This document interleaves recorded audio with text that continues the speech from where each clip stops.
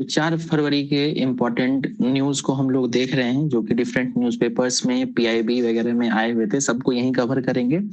सबसे पहला न्यूज़ क्या है कि ऑस्ट्रेलिया में महात्मा गांधी की प्रतिमा चोरी हो गई। ठीक है, तो ऑस्ट्रेलिया में अभी आप लोगों को पता होगा कि हाल के कुछ दिनों में 2-3 साल पहले मोदी जी गए हुए थे, हमारे प्रधानमंत्री, तो वहां जाकर जो है इंडियन कम्युनिटी सेंटर का वहां उद्घाटन किए थे, क्योंकि ऑस्ट्रेलिया में बहुत बड़ी आबादी भारतीयों की रहती है।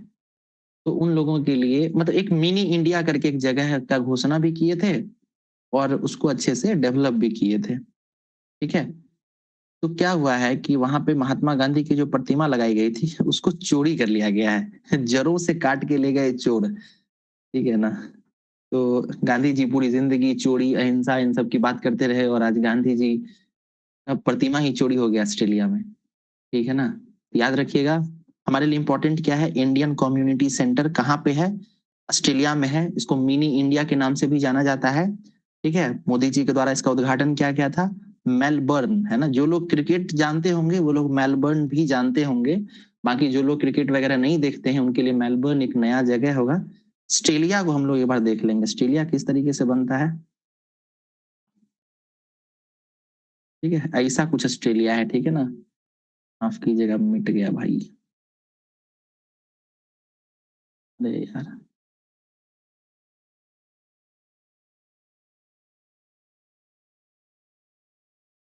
देखिए इस तरीके का ऑस्ट्रेलिया है। ये अंदर की तरफ जो हम बनाए हैं ना, ऐसा धसा हुआ, इसको द ग्रेट ऑस्ट्रेलियन बाइट कहते हैं। ठीक है, द ग्रेट ऑस्ट्रेलियन बाइट, अंदर जो धसा हुआ इलाका है उसको। ऑस्ट्रेलिया में जो इधर के जो चीजें हैं ना, इस तरफ वेस्टर्न साइड, ठीक है, वहां पे क्या है, मरुस्थल है। इस इलाके में इधर पूरा मरुस्थल भरा हुआ है, यानी इधर जो है ऑस्ट्रेलिया की आबादी नहीं रहती है। ठीक, लेकिन ऑस्ट्रेलिया की आबादी फिर रहती कहाँ है, तो ये जो इलाका अभी मैं ड्रॉन कर रहा हूँ इधर, यहाँ पे ऑस्ट्रेलिया की आबादी रहती है। ठीक है, यहाँ पे डार्लिंग रेंज है, पहाड़ी है, और डार्लिंग रेंज के इधर जो है ऑस्ट्रेलिया के बहुत सारी शहरें यहीं पर अवस्थित हैं। इसी में आपको सिडनी, मेलबर्न, कैनबरा, ये सब जो है यहीं पर आपका अवस्थित है। ऑस्ट्रेलिया की राजधानी पता है आप लोगों को? ऑस्ट्रेलिया की राजधानी कहाँ है? कैनबरा। कैनबरा है ना, बहुत बढ़िया।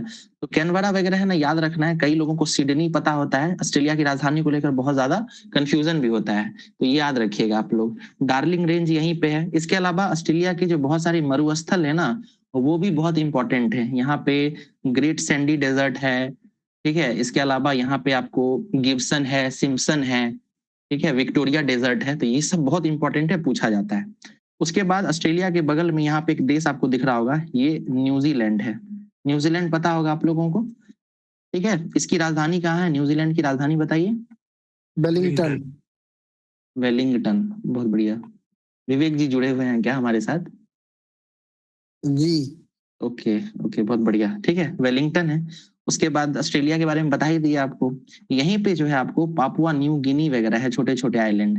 ठीक है, जो हाल के दिनों में ग्लोबल वार्मिंग बढ़ने के कारण क्या हो रहा है कि इनके कुछ द्वीप जो हैं वो मतलब पानी में, समुद्र में डूब रहे हैं। ठीक है ना। तो इसकी वजह से ये सारा देश जो है, तुलाबू वगैरह जो है, तुवालू, तुवालू नाम है देश का, ये सब चर्चा में रहता है। ठीक, तो ऑस्ट्रेलिया ध्यान रखिएगा। आप लोगों से क्वेश्चन है जो विभिन्न एग्जाम्स में पूछे ही जाते हैं। क्वेश्चन ये है कि यहाँ पे जो है ना कोरल्स पाए जाते हैं। ठीक है, कोरल्स ऑस्ट्रेलिया के पास क्या नाम है, जो बहुत प्रसिद्ध भी है, बताइए तो, किसी को आइडिया है तो। उत्तर पूर्वी क्षेत्र में है। हाँ। जी, क्या कहते हैं उसको? वो मूंगा की मोती से बना है। बिल्कुल, ये तो ठीक है, ये तो पता है। ग्रेट कैसे क्या? सबसे बड़ा प्रवाल भी थी ना वो। परवाल में। जी, नाम बताइए, नाम किसी को नाम याद है? ग्रेट कुछ कहते हैं। ठीक है, तो उसका डायरेक्शन कौन सा है वो पूछता रहता है, वो याद रखना है आप लोगों को। डायरेक्शन वो जो है आपको नॉर्थ ईस्ट यहाँ पे पाया जाता है। ठीक है, इस इलाके में। ठीक है, और ये जो है हॉट स्पॉट है। हॉट स्पॉट मतलब यहाँ पे बहुत ज्यादा मतलब एक तो एल्गी और ये सब तो है ही, है ना, सहवाल वगैरह तो है ही, लेकिन यहाँ पे बहुत सारी प्रजातियां और भी पाई जाती हैं, इस वजह से इसको एक हॉटस्पॉट का दर्जा दिया गया है। हॉटस्पॉट पता होगा आप लोगों को, भारत में कितने हॉटस्पॉट्स हैं बताइए? 4। भारत में 4 है। कौन कौन सा है सर? पश्चिमी क्षेत्र। एक सेकंड, आप कह रहे हैं कि ये हमारा जो पूर्वी घाट है वो है ना, पूर्वी घाट। हाँ, पूर्वी घाट। ठीक है, उसके ईस्टर्न घाट और इंडो चाइना क्षेत्र, इंडो बर्मा क्षेत्र, इंडो बर्मा क्षेत्र, और ठीक है, और हिमालयन क्षेत्र। सर पूर्वी घाट नहीं, पश्चिमी घाट है। पश्चिमी बिल्कुल घाट बिल्कुल, सॉरी, पश्चिमी वेस्टर्न घाट, हाँ सही बोल रहे थे। ठीक है, हिमालय, उसके बाद हिमालय के बाद सुंडा क्षेत्र। बिल्कुल, सुंडालैंड। सुंडालैंड में क्या क्या आता है? अंडमान निकोबार वगैरह आता है। ये 4 जगह जो है ना हॉट स्पॉट में आता है।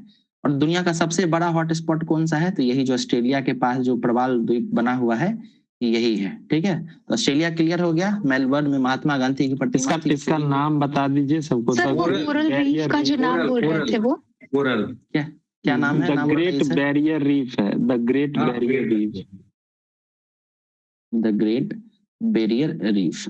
ठीक है, बैरियर क्योंकि क्या होना ना, ये इधर ओशन है यानी समुद्र है, और ये ऑस्ट्रेलिया है, तो उसके बीच में बैरियर की तरह बना हुआ है। और रीफ जो है उसका ही बनता है, प्रवाल वगैरह का बनता है। जब आइलैंड्स के टाइप पढ़ेंगे, द्वीपों के प्रकार पढ़िएगा, तो उसमें आपको रीफ वगैरह पढ़ने के लिए मिलता है। एटॉल होता है, रीफ होता है, ये सब देखेंगे ज्योग्राफी में, तो याद रखिएगा। सबसे इंपॉर्टेंट क्या है? इसका डायरेक्शन कहाँ पे है। डायरेक्शन नाम तो आपको दे देगा, लेकिन पूछेगा ये कहाँ पे है, इसका डायरेक्शन क्या है। तो डायरेक्शन को लेकर काफी कंफ्यूजन है, कुछ लोगों को लगता है इधर है, नॉर्थ वेस्ट में है, कभी यहाँ लगता है, कभी यहाँ। ध्यान रखिएगा ये कहाँ पे है, नॉर्थ ईस्ट में है। ठीक है, नॉर्थ ईस्ट में। नेक्स्ट न्यूज पे चलते हैं जी सर। एक सेकंड सर, थोड़ा ऑस्ट्रेलिया में घास का मैदान पाया जाता है, उसके बारे में पूछ लीजिए।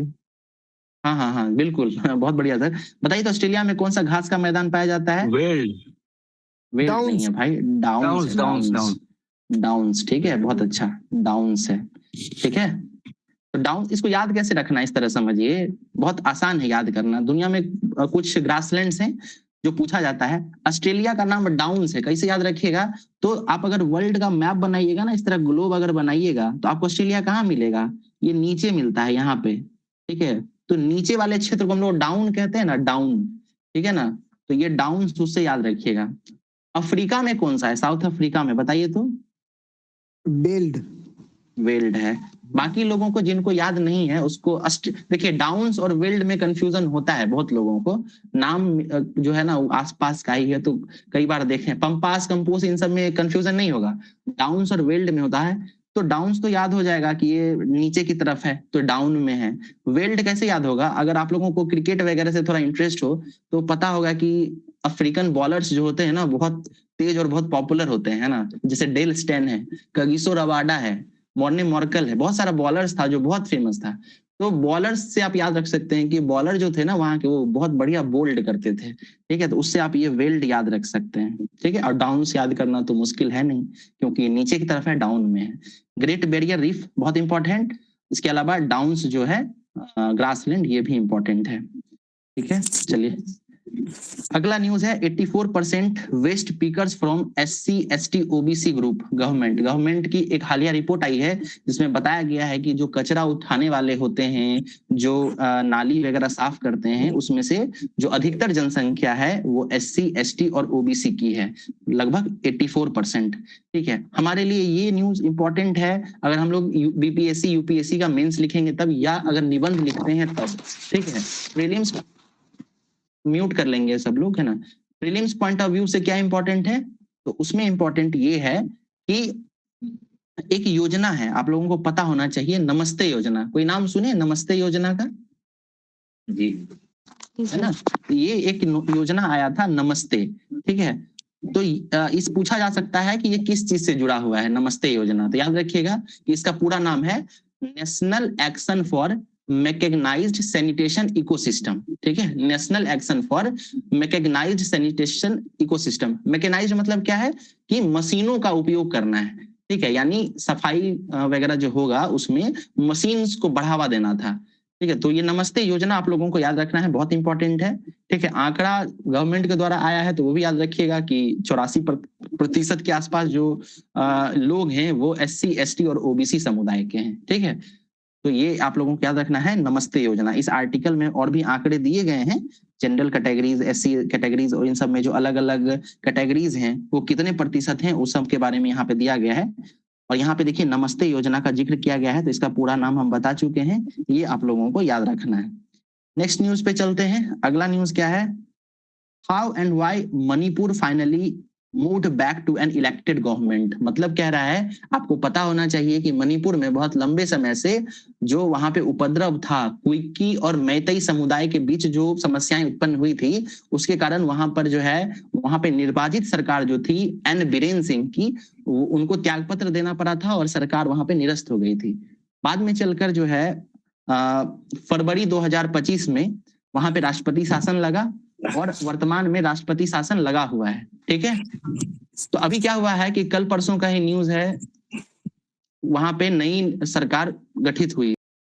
ठीक है, नई सरकार गठित हुई है, तो उसमें नए मुख्यमंत्री कौन चुने गए हैं ये आपसे पूछा जा सकता है। तो नए मुख्यमंत्री का नाम है खेमचंद।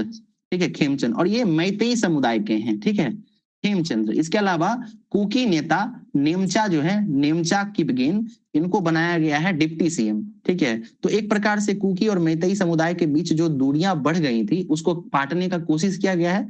तो दो व्यक्ति याद रखिएगा, ठीक है, खेमचंद्र और नेमचा किपगेन, एक मुख्यमंत्री बने और दूसरे उप मुख्यमंत्री बने हैं। ठीक है, तो ये न्यूज आप लोगों को याद होना चाहिए और लंबे समय तक ये पूछा जाता रहेगा क्योंकि राष्ट्रपति शासन के बाद ऐसा कुछ हुआ है।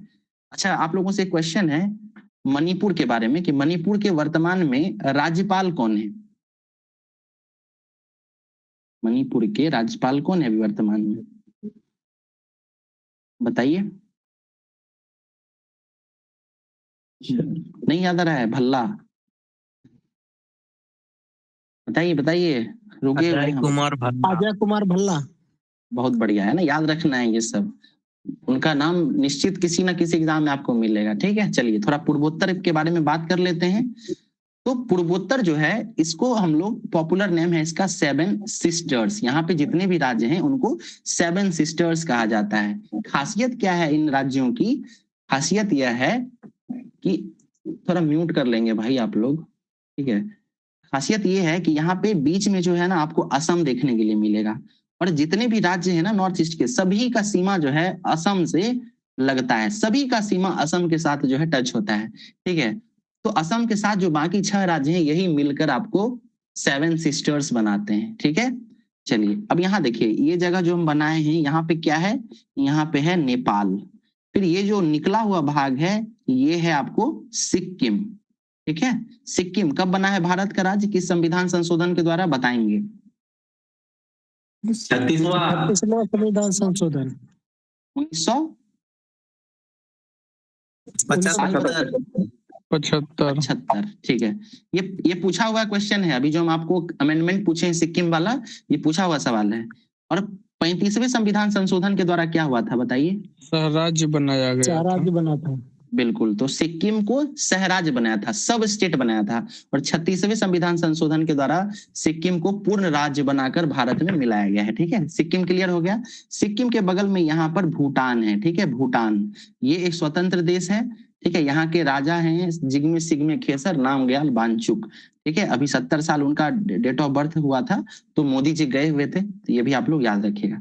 चलिए आगे चलते हैं, यहाँ पे सिक्किम का बात हो चुका था, इधर पश्चिम बंगाल है। ठीक है, सिल्लीगुड़ी कॉरिडोर है, ये वाला जो एकदम चिकन नेक इसको कहते हैं। चिकन नेक मतलब क्या कि बहुत पतला सा कॉरिडोर, जहां से हम लोग बिहार से होते हुए और यहाँ जाते हैं ना पूर्वोत्तर, तो ये जो पतला इलाका दिख रहा है आपको, इसको कहते हैं चिकन नेक कॉरिडोर। आप लोगों को पता होना चाहिए कि यहीं पर जो है चीनी सेना आ गई थी, डोकलाम इसका नाम है, डोकलाम। ठीक है, तो 2016 के आसपास जब चीनी सेना यहाँ पे आ गई थी तो विवाद की स्थिति उत्पन्न हो गई थी। ऐसा लग रहा था कि ये सेना जो है, चीनी सेना, वो ये जो है चिकन नेक यहाँ पे जो है मतलब अपना प्रभाव बढ़ाना चाहती है। इसके अलावा ये चिकन नेक के साथ दो चीज याद रखिएगा कि यहाँ पे ऊपर से चीन और इधर से बांग्लादेश, अगर इन दोनों का गठबंधन हो जाता है और दोनों एक साथ, कोई ऊपर से परेशान करे और नीचे से परेशान करे, तो ये चिकन नेक जो कॉरिडोर है, सिल्लीगुड़ी कॉरिडोर, ये खतरा का विषय बन सकता है। तो इसलिए भारत की विदेश नीति को सतर्क रहना पड़ता है, बांग्लादेश के साथ बेहतर स्थिति बना के रखनी होती है। ठीक,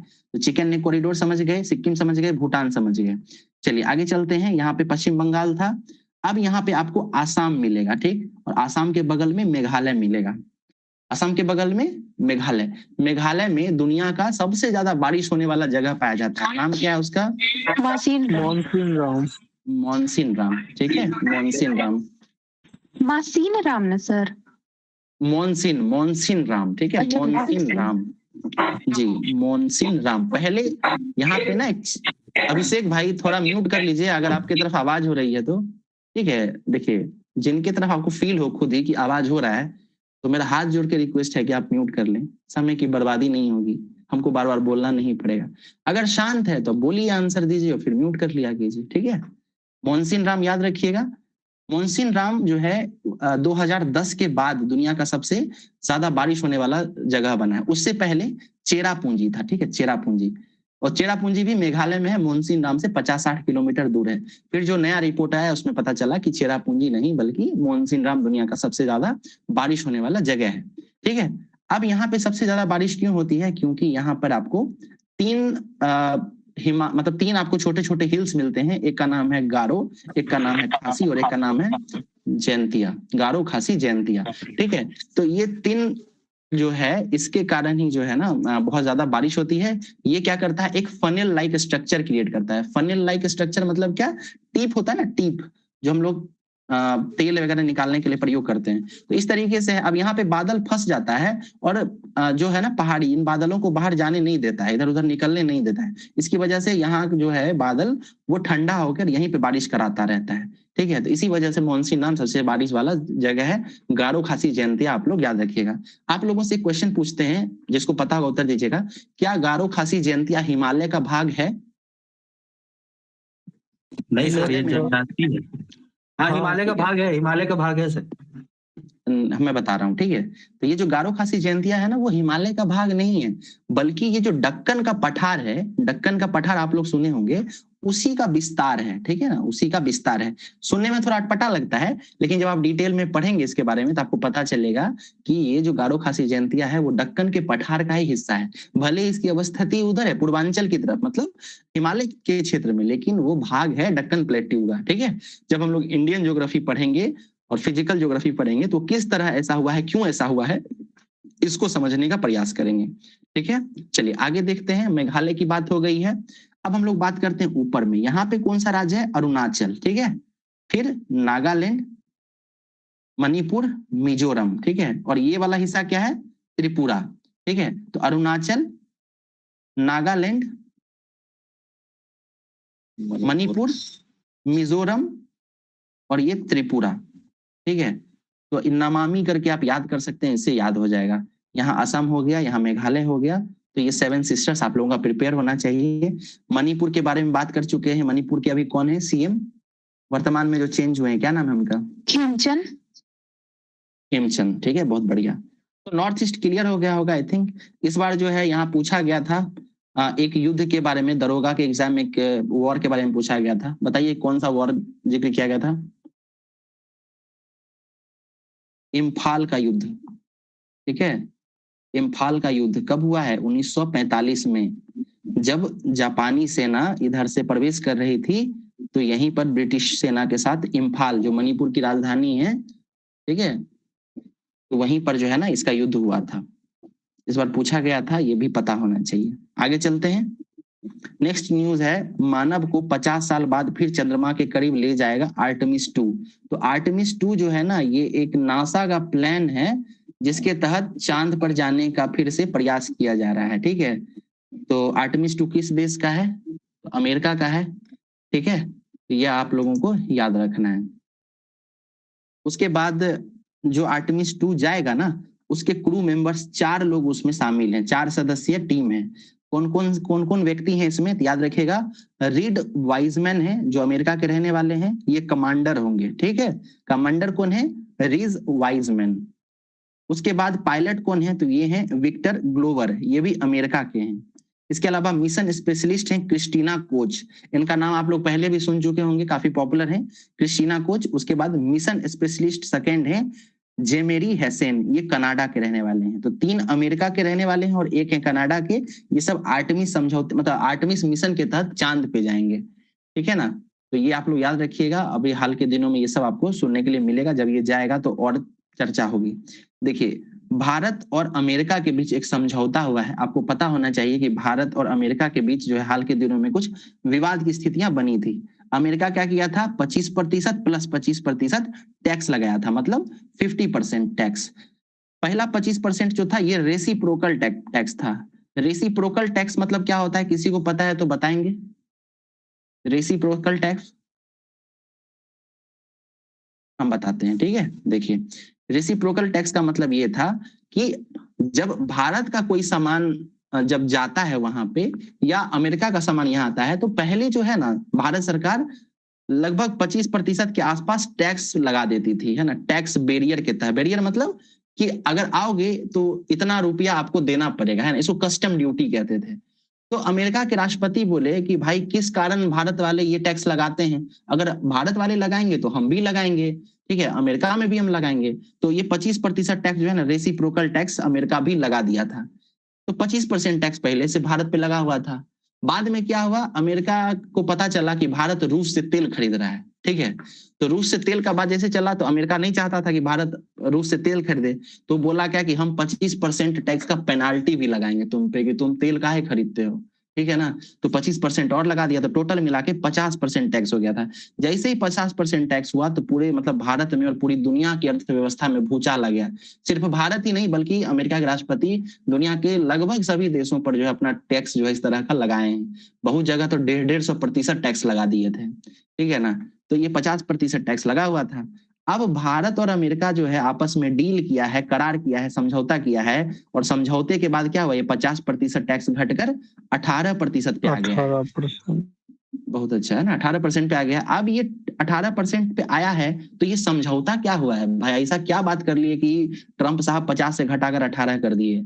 तो ट्रंप साहब जो है बोले हैं, ये अमेरिका और भारत के बीच जो समझौता हुआ है उसमें ये बात हुई है कि भारत जो है वो रूस से तेल खरीदना कम करेगा या बंद करेगा। अब देखिए, भारत सरकार के द्वारा अभी तक आधिकारिक घोषणा नहीं हुई है, लेकिन ट्रंप भाई साहब ट्वीट करके बता दिए कि अब भारत जो है वो रूस के साथ तेल नहीं खरीदेगा।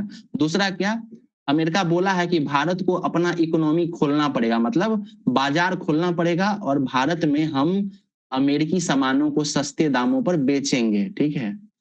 तो ये सब चीज हुआ है, भारत बोल दिया कि ठीक है भाई हम अपना मार्केट खोलेंगे, तो तुम भी हमारे यहाँ बेचो, हम भी तुम्हारे यहाँ बेचेंगे, ठीक। अब एक नई विवाद जो उत्पन्न हो रही है वो ये है कि भारत में किसानों की स्थिति पहले से खराब है, ठीक है। आपको पता होना चाहिए कि उनका आय वगैरह बहुत कम होता है। तो जितनी भी हमारे अतीत में सरकार रही वो क्या करती थी, अपनी जब नीति बनाती थी किसी देश के साथ, जब समझौता करती थी, तो क्या करती थी कि जो भारत का जो एग्रीकल्चर सेक्टर है, जो किसान है, उनको बचा लेती थी। मतलब भारत में आप कुछ भी बेच सकते हैं लेकिन कृषि उत्पाद बेचने नहीं देंगे हम, ठीक है। जैसे ही बाहर का कृषि उत्पाद नहीं बिकता था तो भारतीय किसानों का उत्पाद भारतीय मार्केट में बिकता रहता था। लेकिन अभी इस पे जो है एक क्वेश्चन मार्क है, क्लाइमेक्स बचा हुआ है कि क्या भारत जो है वो कृषि सेक्टर को भी अमेरिका के लिए खोल दिया है, ठीक है। तो इस पे आगे फर्दर जो भी नई रिपोर्ट्स आएंगे हम तब आपको डिस्कस करेंगे, ठीक है।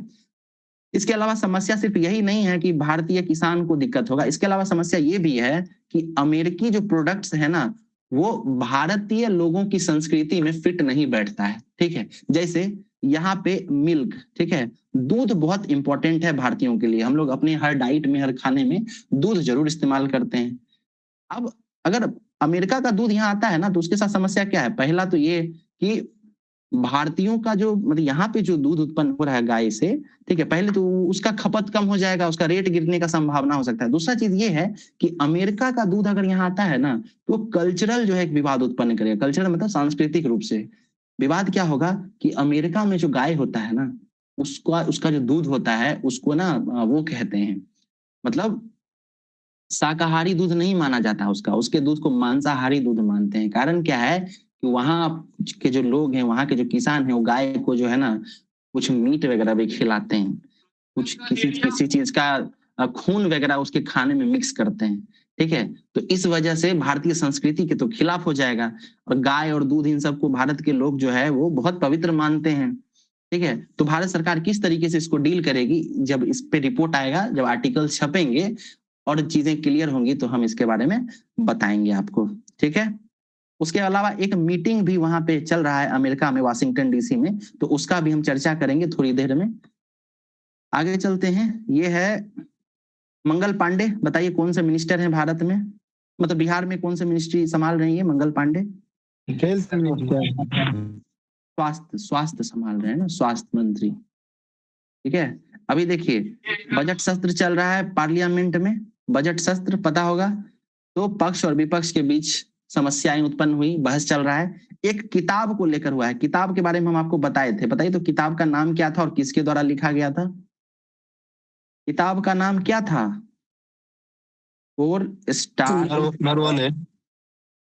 Stars of my destiny, written by Narwani ji, है ना, नारवानी। ठीक है। चलिए, सुप्रीम कोर्ट ने कहा न्याय तक पहुंच लोकतांत्रिक शासन की बुनियाद। ठीक है। तो अब इसमें क्या हुआ, ये डिटेल में बताने वाला न्यूज है, तो हम आज रहने देते हैं, किसी दिन और बताएंगे। और बहुत मजेदार न्यूज है, इसलिए हम स्किप कर रहे हैं। ठीक है। डिटेल में समझाएंगे कि विदेशी कंपनी जो है किस तरीके से हमारा डेटा बेचती है। ठीक है। और डेटा का किस तरह छेड़छाड़ करती है, और मोनोपोली भी है। अगर आज के दिन अगर व्हाट्सएप बंद हो जाए मान के चलिए, तो हम लोग तो परेशान हो जाएंगे भाई। ठीक है ना। तो ये सब जो है उसको लेकर सुप्रीम कोर्ट जो है कुछ निर्णय दिया है, तो उसके बारे में बात करेंगे। आगे चलते हैं, इसको स्किप करना है। 16th फाइनेंस कमीशन, इसको हम लोगों ने डिटेल में डिस्कस कर रखा है, याद आ रहा है आप लोगों को? एक बार बता दीजिएगा 16th फाइनेंस कमीशन के बारे में, कितना प्रतिशत केंद्र जो है राज्यों को सौंपेगा? 41%। ठीक है। ठीक है। और ये जो 41% बांटना है, देना है, इसके लिए कितने मानक स्थापित किए गए थे? 6 था। सबसे ज्यादा क्या था, सबसे ज्यादा प्रोपोर्शन किस आधार पे? गरीबी पे। आय अंतराल जिसको गरीबी बोला गया था। नया कौन सा इस बार ऐड किया गया है? ये जीडीपी में योगदान। ठीक है। जीडीपी में योगदान। ठीक है, इसको याद रखना है। चलिए नेक्स्ट न्यूज देखते हैं। समझौते और सवाल, वही भारत अमेरिका। सवाल हम बता ही दिए आपको क्या सवाल है। दूध वगैरह लेके है, किसान या एग्रीकल्चर सेक्टर किस तरह से सरवाइव करेगा, इन सब चीजों को लेकर जो है अभी भी क्वेश्चन मार्क बना हुआ है। तो ये जो है आपको 4 तारीख का न्यूज कवर हो गया है। 5 वाले में भी इसी तरह से छोटी छोटी चीजें हैं, यही कवर कर लेंगे। सबसे पहला, अभी हम आपको बताए थे कि वाशिंगटन डीसी में एक मीटिंग भी चल रहा है अमेरिका में। तो मीटिंग का नाम क्या है?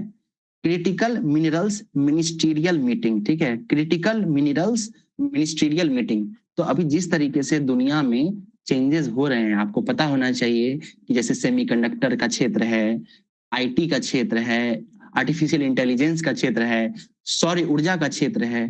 ठीक है। तो इन सब चीजों को अगर कुल मिलाकर देखें ना, तो क्रिटिकल मिनरल्स जो हैं वो इन सब क्षेत्र के लिए बहुत ज्यादा ही इंपॉर्टेंट है। ठीक है। तो इसको लेकर क्या हो रहा है कि दुनिया का अधिकांशतः जो क्रिटिकल मिनरल्स है वो चीन में पाया जाता है।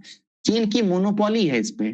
ठीक है। लेकिन समस्या ये है कि चीन क्या करता है, अपने यहाँ का क्रिटिकल मिनरल्स है ना, उसके आयात पर प्रतिबंध लगा दिया है। ठीक है, आयात निर्यात पे। ठीक, आयात निर्यात पे देता ही नहीं है किसी को। अब किसी को नहीं देगा तो भाई ऐसे में तो दिक्कत हो जाएगा, चीन का अकेले मोनोपोली हो जाएगा हर चीज पे। तो सारा दुनिया का जो अलग अलग देश है, लगभग 54 देश, यह मिल के एक मीटिंग किया है। कहाँ पे? वाशिंगटन डीसी में। नाम क्या रखा है? Critical mineral ministerial meeting. ये सब पूछा जाएगा भाई।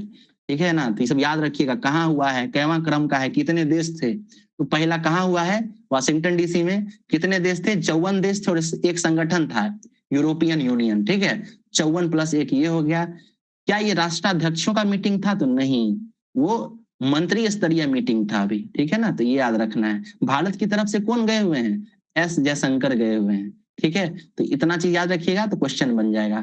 क्रिटिकल मिनरल्स को लेकर मीटिंग चल रहा है। ये सब देश जो है मिलकर बात किए और बोले हैं कि चीन का जो निर्भरता है उसको कम करेंगे और उसका मोनोपोली तोड़ेंगे। मार्क रूबियो कौन है बताइए तो? मार्क रूबियो किसी को पता है तो बताइए। किस देश के विदेश मंत्री? बहुत अच्छा। चलिए, ये टैक्स वाला समझ गए थे। 25% रेसिप्रोकल टैक्स था, 25% पेनल्टी था, घटा के उसको 18 कर दिया गया है। क्रिटिकल मिनरल्स वाला मीटिंग यूएसए वाशिंगटन डीसी में चल रहा है। 54 देश है और एक यूरोपियन यूनियन संगठन है। मणिपुर के मुख्यमंत्री कौन बने हैं? खेमचंद बने हैं। डिप्टी सीएम कौन बनी है बताइए? महिला का नाम क्या था? निम्ता। जी ठीक कह रही हैं। इसके अलावा राज्यपाल कौन थे? अजय कुमार भल्ला। ठीक है, ठीक है, चलिए आगे चलते हैं। 13 फरवरी से राष्ट्रपति शासन लागू था, 2025 में लागू हुआ था, लगभग 1 साल पूरा होगा अब, ठीक है ना। तो ये अच्छी खबर है कि वहां से फिर से पॉपुलर सरकार बन गई है। डेमोक्रेटिक रूप से बना हुआ सरकार जो होता है ना, वही सही रहता है, तो स्थापित हो गया है, ये बहुत अच्छी बात है। यहाँ देखिए मणिपुर के मुख्यमंत्री के बारे में जिक्र किया गया है। यहाँ देखिए, ये हम आपको बताए भी थे, सांख्यिकी मंत्रालय ने कंज्यूमर प्राइस इंडेक्स का बेस ईयर बदल के कब से कब कर दिया है, बताइए। 12 से 24। 1224, ठीक है। ममता बनर्जी जो है देश की पहली ऐसी मुख्यमंत्री बन गई हैं जो सुप्रीम कोर्ट में खुद जाकर जो है अपना पक्ष रखी हैं, ठीक है। तो ममता बनर्जी बंगाल की मुख्यमंत्री हैं। अपना पक्ष क्यों रखी हैं? क्योंकि बंगाल में इलेक्शन कमीशन के द्वारा SIR किया जा रहा है। SIR का पूरा नाम बताइए, पूछा जा सकता है। SIR का पूरा नाम क्या है? स्पेशल इंटेंसिव रिव्यू, ठीक है, स्पेशल इंटेंसिव रिव्यू। अब कहना ये है कि इलेक्शन कमीशन जो है वो बहुत सारे नागरिकों का इलेक्शन वोटर लिस्ट से नाम काट दिया है, ठीक है। तो इसको लेकर जो है मुख्यमंत्री सुप्रीम कोर्ट गई हैं और वहां पे अपील दायर की है। अब इसका जो जजमेंट आएगा उसके बारे में बात चलेगा। ये न्यूज भी वही है, सुप्रीम कोर्ट में पहली बार CM की पैरवी, ममता ने 13 मिनट दी दलीलें, ठीक है। चलिए, निर्वाचन आयोग को व्हाट्सएप कमीशन बताया है, ये सब हमारे लिए इंपॉर्टेंट नहीं है, बस इतना याद रखिएगा ममता बनर्जी गई हैं। वॉशिंगटन DC, मार्क रूबियो, ठीक है, कौन सा मीटिंग चल रहा है वहां पे? क्रिटिकल मिनरल्स वाला, विदेश मंत्री गए हुए थे, ठीक है। आगे चलते हैं। भारत में डेटा सेंटर स्थापित करने वाली जो विदेशी कंपनियां होंगी उसको टैक्स हॉलीडे है, मतलब टैक्स नहीं लगेगा। कब तक नहीं लगेगा, साल बताइए। 2047। ठीक है। नहीं रहे दिग्गज समाजशास्त्री बेटेल, ठीक है, नाम क्या है इनका पूरा नाम? प्रोफेसर आंद्रे बेटेल, ठीक है। ये इकोनॉमिस्ट थे, है ना, इकोनॉमिक्स थे और भारत में बहुत सारे विश्वविद्यालयों में पढ़ाए भी हैं, बहुत प्रख्यात रहे हैं, बहुत पॉपुलर रहे हैं। तो इनका नाम याद रखिएगा, नाम क्या है? प्रोफेसर आंद्रे बेटेल, ठीक है। इनके बारे में जब लेख वगैरह छपेगा तो हम और डिटेल में बताएंगे आपको, ठीक है ना। तो दिल्ली स्कूल ऑफ इकोनॉमिक्स वहां के प्रसिद्ध रह चुके हैं इकोनॉमिस्ट। आगे चलते हैं। बिहार दिवस बताइए तो कब मनाया जाता है बिहार दिवस? 22 मार्च। 22 मार्च, ठीक है ना। तो ये 22 मार्च जो मनाया जाता है, क्यों मनाया जाता है, इन सब को भी हम लोग, क्योंकि बिहार का पॉलिटी डिस्कस करेंगे तो वहां हम आपको अभी डिटेल में बताएंगे भी। वैशाली, वैशाली में उत्तर बिहार का सबसे बड़ा औद्योगिक हब बनेगा। बजट में इस बात की घोषणा हुई है। तो ध्यान रखिएगा कि बिहार का ये पहला औद्योगिक हब नहीं है। बिहार का पहला औद्योगिक हब जो है वो गया के डोभी में बना था, गया के डोभी में। और ये उत्तर भारत का, नदी, गंगा नदी के उत्तर में, यानी उत्तर बिहार का सबसे बड़ा औद्योगिक हब होने वाला है। तो समग्र रूप से देखें तो अब बिहार में 2 औद्योगिक हब हो जाएंगे, एक गया में और दूसरा वैशाली में, ठीक है। तो ये भी आप लोगों को याद रखना है, पहला वाला डोभी में था और दूसरा वैशाली में बना। ये सब बजट में घोषणा की गई है। कजरा बताइए तो कजरा कहाँ पे है? कजरा किस डिस्ट्रिक्ट में है? फेमस है, क्यों फेमस है मैम, ये बताइए, क्यों चर्चा में रहता है? सौर प्लांट लगा है ना। ठीक है, ठीक है ना। तो वहां पे सौर प्लांट लगा है। इसके अलावा यहाँ बैटरी आधारित यह देश की सबसे बड़ी परियोजना है। मतलब क्या है कि यहाँ पे सिर्फ, क्योंकि क्या होता है ना कि सोलर एंड लाइट जो सिर्फ दिन में ही यूज कर सकते हैं, लेकिन कजरा में स्पेशलाइजेशन क्या है कि यहाँ पे जो है ना इसको बैटरी में स्टोर कर लिया जाता है और फिर बाद में चल के इसको इस्तेमाल भी किया जाता है, ठीक है ना। तो इस पर जो है बजट में और पैसा खर्च करने की बात चल रही है। ध्यान बस ये रखना है कि कजरा है कहाँ पे, तो लखीसराय में है। पीरपैंती कहाँ है बताइए तो? पीरपैंती भी बहुत चर्चा में रहता है। पीरपैंती किधर है? भागलपुर में, ठीक है, भागलपुर में है। यहाँ पे भी पावर प्लांट लग रहा है। चलिए, शिक्षा पर सबसे ज्यादा खर्च हुआ है इस बार बिहार बजट में, ठीक है। मंत्रालय के हिसाब से या विभाग के हिसाब से सबसे ज्यादा खर्चा शिक्षा पर हुआ है। और मुख्यमंत्री जी बोले हैं कि 55 कॉलेजेस जो हैं, पटना कॉलेज के साथ साथ, जो पटना मतलब बिहार के 55 कॉलेजेस होंगे उसको सेंटर ऑफ एक्सीलेंस बनाया जाएगा, ठीक है, सेंटर ऑफ एक्सीलेंस बनाया जाएगा। इसके अलावा 213 प्रखंडों में डिग्री कॉलेज भी खुलेंगे। तो जब बजट कवर करेंगे तो वहां डिटेल में देखेंगे। बाकी ये जरूर याद रखिएगा कि 55 कॉलेज सेंटर ऑफ एक्सीलेंस बनेंगे, यहाँ से एग्जाम्स में डायरेक्ट क्वेश्चन बन सकता है। इसको स्किप कर सकते हैं। कितना फिजिकल डेफिसिट है ना, कितने आदमी थे कालिया, किस मूवी का सीन है बताइए तो जरा। शोले। शोले का है, बहुत बढ़िया। तो न्यूज़पेपर वाले भी थोड़ा अलग अलग तरीका इस्तेमाल करते हैं, तो इसी अंदाज में बताइए कितने फिजिकल डेफिसिट हैं इस बार बजट में, कितना बताया गया है भारत? 2 नहीं है मैडम यार, उसमें तो 2 थे सर। 4.3 है सर। 4.3। बिल्कुल, वहाँ आदमी 2 थे, ठीक है ना, लेकिन फिजिकल डेफिसिट 4.3 है, याद कीजिए, बताए थे, ठीक है ना। चलिए आगे चलते हैं। ये बजट के बारे में है, फिजिकल कंसोलिडेशन, ये सब जिक्र कर चुके हैं हम लोग, कोई खास बात नहीं है। साइंस एंड रिलीजन, तो इस ऐसे वगैरह लिखना हो, निबंध वगैरह जो बीपीएससी मेंस वगैरह में या इंटरव्यू या ऐसे के लिए चाहेंगे मटेरियल, तो यहाँ से मिलेगा। विज्ञान और धर्म, ठीक है ना, तो अच्छा मटेरियल दिया गया है, बहुत प्रसिद्ध लेखक जो हैं वो लिख रहे हैं इसको। यूएस ट्रेड डील कितना प्रतिशत कर दिया गया है 50 से घटाकर? 18%। 18%। ठीक है। जो विवाद बना हुआ है वो एग्रीकल्चरल प्रोडक्ट्स को लेकर है, तो इसको हम लोग जब कोई रिपोर्ट आएगा तो देखेंगे। विकसित भारत के केंद्र में इकोनॉमी तो है, पर इंसान है क्या?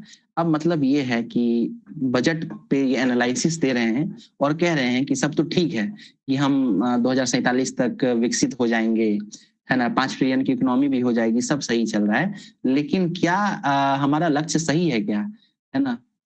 क्या हमारा बजट या जो हमारा जो डेवलपमेंट का गोल है वो सिर्फ विकसित भारत और इकोनॉमी को मजबूत करना होना चाहिए, या इसको पीपल सेंट्रिक होना चाहिए, आम लोगों के से जुड़ा हुआ होना चाहिए? जैसे 2047 तक हम बहुत अमीर हो जाएंगे, बहुत अच्छा इकोनॉमी भी हो जाएगा, लेकिन वर्तमान में जो हवा की स्थिति है ना, प्रदूषित हवा है, नदी जो है और जो जल है बहुत बहुत प्रदूषित है, लोग हिंदू मुस्लिम में लोगों का जो है खाई बढ़ता जा रहा है ना, वैज्ञानिक दृष्टिकोण जो है वो उत्पन्न नहीं हो पा रहा है, ठीक है, हम अपने बच्चों, बुजुर्गों और महिलाओं को, अल्पसंख्यकों को सुरक्षा नहीं दे पा रहे हैं।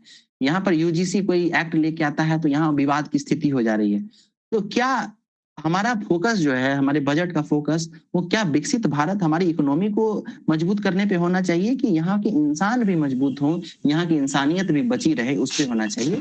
ये इस लेख में इस पे जिक्र किया गया है, ठीक है। यहाँ लिखा भी गया है, देखिए, भावनात्मक मुद्दे चुनाव जिता सकते हैं, लेकिन विकास के ब्लूप्रिंट में उस मतदाताओं की परवाह तो कीजिए जो आपको जिताएगी। अगर जीडीपी बढ़ रही है और लोगों का स्वास्थ्य व खुशहाली नहीं, तो वह विकास एक धोखा है। बात भी सही है कि नहीं? तो सरकार को इस क्षेत्र में भी काम करना चाहिए। तो ये हमारा 4 और 5 फरवरी का जो भी महत्वपूर्ण न्यूज था उसको हम लोग कवर कर चुके हैं। इसके अलावा ऑस्ट्रेलिया के बारे में देख लिए, नॉर्थ ईस्ट को हम लोगों ने डिटेल में देखा, समझा, ठीक है। तो इस तरीके से न्यूज़पेपर जो है हमारा यहाँ पे कवर हो जाता है।